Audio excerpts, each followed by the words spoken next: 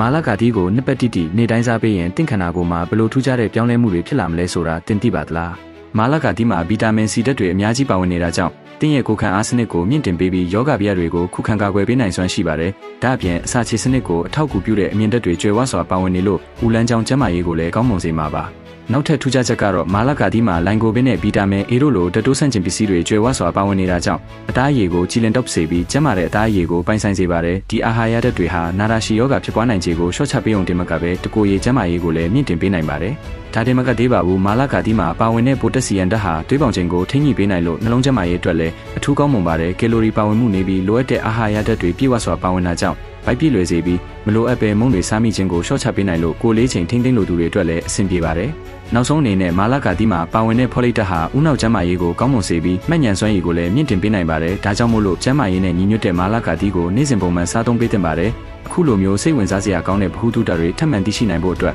ကျွန်တော်တို့ရဲ့ page ကို follow လုပ်ထားပေးကြပါဦး